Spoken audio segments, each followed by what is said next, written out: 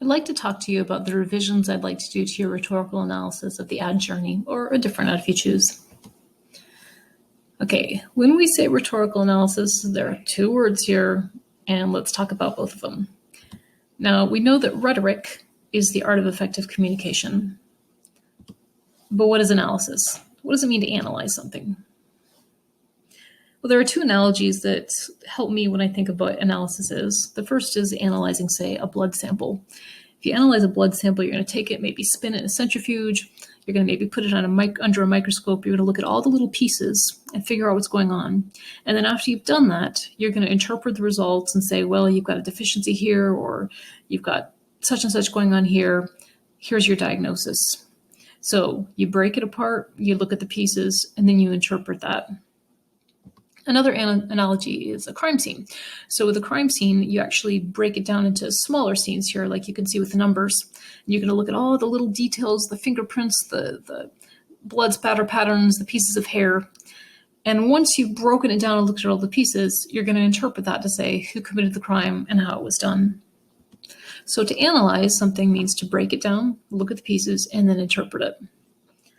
Now, if we do a rhetorical analysis, again, we're going to break down the pieces. We're going to look at the different techniques that were used to create this piece of communication. And we're going to decide why maybe the author chose those techniques. And we're going to think about what the effect is. And then we're going to think about how well it works. We're going to evaluate it. So remember that when you evaluate something, you say whether it's good or it's bad or it's in between based on certain criteria.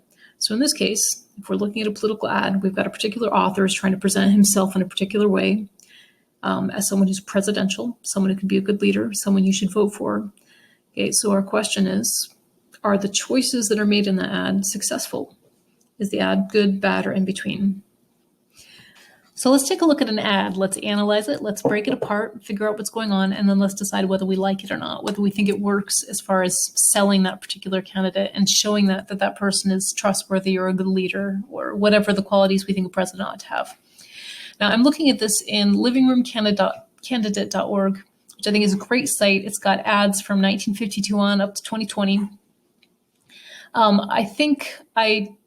The link I gave you took you to the main page for 1992. If you watch this first ad and you want to analyze that is totally fine. Go for it. There's plenty to look out there. The one I'm going to look at here, and the one that I've sort of talked in the materials about, is Journey, which is this biographical ad here, the second one in. Now, if you look over here, you can get a little overview of what was going on as far as the economy or as far as the different campaign strategies. And if you click right here, there's a transcript, which is nice if you want to quote something in the ad. A lot of times it's easier to quote the transcript. Okay, so let me play this and let me talk through some of the things that I'm seeing here as I try and break apart what's going on in this ad. It's only a minute, but I think it's pretty full of stuff to think about. I was born in a little town called Hope, Arkansas, 3 months after my father died. I remember that old 2-story house where I lived with my grandparents. They had very limited incomes.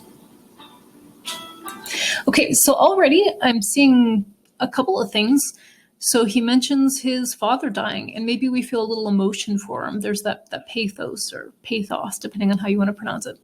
Okay, he mentions growing up in the small town with grandparents on a limited income. Okay, to me that feels like plain folks. We're trying to make him seem like someone who you can relate to, someone who's ordinary, as opposed to some rich person who's just inherited a bunch of money and has no clue about what real life is like in America.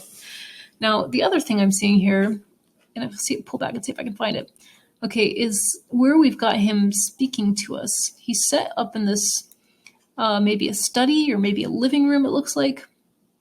I've got the nice soft lighting, little family picture there, right? And we've got the synthesizer music playing in the background, which frankly I think is awful, but in the 90s, I'm sure it was okay.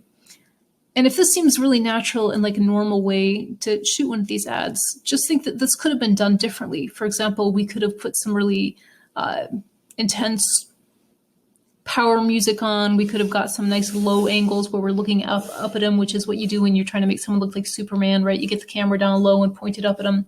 Okay, and instead, again, we're sitting kind of across from him. It's almost like we're having a conversation with them.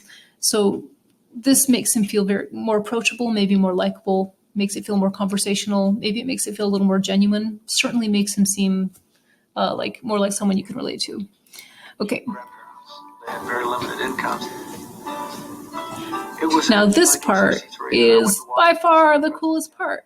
I mean, for crying out loud, they have footage of him shaking hands with JFK. Thinking what an incredible country this was, that somebody like me, had no money or anything. Now, to me, this looks like a classic example of transfer.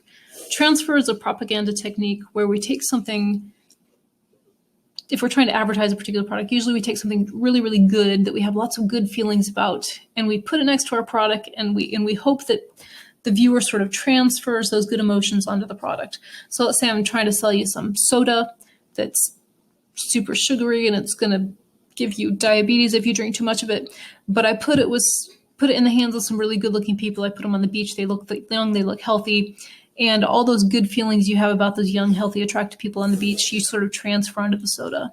Now, of course, transfer can work negatively as well. So if I take a picture of something really awful and ugly and then put it next to my opponent, then ideally you transfer those negative feelings about that thing onto my opponent. In this case, there's the president, JFK, good-looking president, assassinated while in office, someone who had some moments really shone in the presidency, and he's shaking hands with Clinton. It's almost like fate that this guy's going to be president. Given the opportunity to be president, that's when I decided that I could really do. But of course, he sounds really humble and inspired.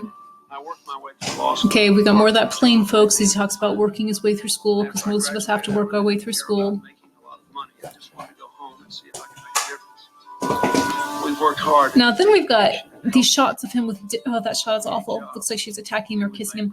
We've got the shots of him with various people, right? And we've got a nice variety of people, some different races, some different ages, young, old. Okay, what's the idea there? Maybe it's bandwagon, right? All these people like Clinton.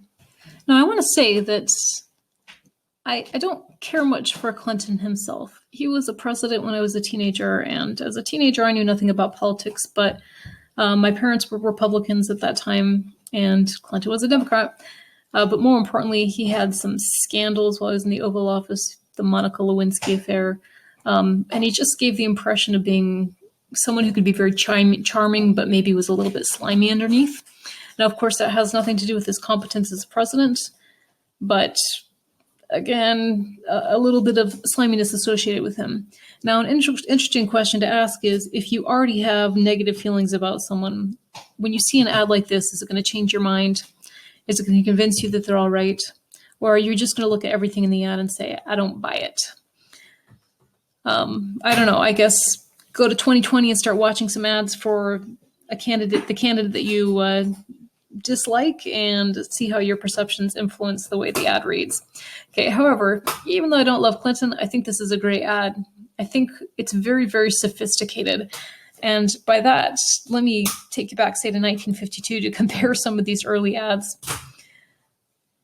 So this one for Ike Eisenhower, if you let it roll here, it's got a punchy little tune that's going to stick in your head all day.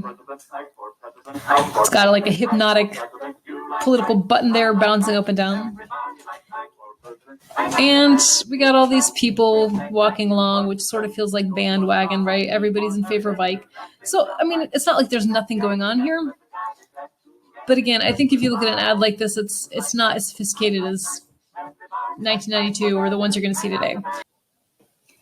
When you're reading, no matter what the text, I always suggest reading like a detective. That means break it into pieces, looking at it closely, try to figure out what's going on. When you write, however, I would suggest that you try to write like a lawyer. So how would a lawyer write? Well, imagine you're in the courtroom, you're arguing a case. You're going to start with a very, very clear claim. You want there to be no misunderstanding on the jury's part about what you think happened. You're going to offer really specific evidence, the little details that maybe were collected at that crime scene. And you're going to explain as clearly as possible for the jury how that evidence supports the claim. You're going to keep your explanation strong and clear because, you know, your jury could be playing Sudoku and you want to make sure they don't miss anything. Okay, now you're going to offer as much evidence as it takes to make your point, again, explaining it as you go. Now, finally, at the end, just in case the jury missed what you're trying to say, you're going to reemphasize your point to make your argument feel finished. Now, I say argument, and what I mean by argument is anytime we're doing this, we're making a claim and we're supporting it. So let's say this is our crime scene. Here's how my argument might go. I start with a strong claim. Joe Frowney is guilty of murdering Mr. Smiles. Evidence. Mr. Smiles was seen leaving a nightclub with Joe's wife. Explanation. Joe was jealous and had a motive. More evidence. Joe was seen leaving Mr. Smiles' house at midnight on the night of the murder. Explanation. Joe was in the location where the murder occurred. Okay. Evidence. A bag of clothes in Joe's size were found in his dumpster. The clothes were smeared with yellow. Okay. Explanation. In committing the crime, Joe must have soiled his clothes with Mr. Smiles' yellow body paint. He was trying to hide the evidence. All of these things add up to guilt, guilt, guilt. Okay. And then we have a nice strong closing. You must convict Joe Smiley for this heinous crime. Now, I can't imagine you haven't seen this pattern before. Claim, evidence, explanation, closing.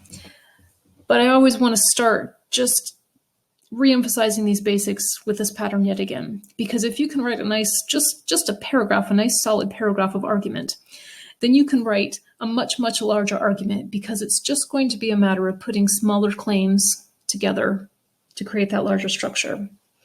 If you can't write a nice type paragraph with a claim and evidence support, then when you try to write something larger and make a larger argument, chances are it's going to be a mess. Now let's say we try and do this with the ad journey. So maybe I make this claim. The 1992 campaign ad journey successfully portrays Bill Clinton as both likable and relatable. Okay, so here's a piece of evidence. It says he lived with his grandparents who had very limited incomes. So I'm quoting directly, got that from the transcript. Okay, how do I explain this? Well, this is an example of the plain folks propaganda technique. Most of us aren't rich. Okay, so this is showing that he's a regular guy, someone who had to work for things, hadn't been handed things. Again, most people can relate to this.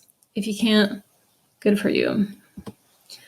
Okay, here's another detail. We have these images of Clinton talking to the camera in this softly lit study or living room, whatever it was. Okay, now how does this make him seem likable? Well, it's this calm, peaceful mood we get. It feels like we've been invited into his home to have a conversation. This makes him feel really approachable and real. Now, I could keep going. I could certainly give more evidence from the ad, but eventually I'll come to the end and I'll need to close my piece. So I might say something like this. Although in reality, Clinton may have many objectionable personal characteristics, he successfully presents himself in this ad as someone relatable and likable, a humble public servant, eager to serve his fellow Americans. Okay, so again, I'm kind of bringing my reader back to my main point, trying to drive in that main point and make my writing feel finished. Now again, if you can do this within a paragraph, writing something larger is simply a matter of putting multiple claims together to build towards one larger claim or one larger thesis. Now, what I'm going to have you do with your writing is do a revision for me, and I'll give you an example of something that I wrote about an ad that's similar to Journey, but not exactly the same. You'll take a look at the parts that I've got in there. Okay, and remember when you do revisions, it's this idea of making big changes to your writing if need be. So maybe you need to change your claim, make sure it's clear.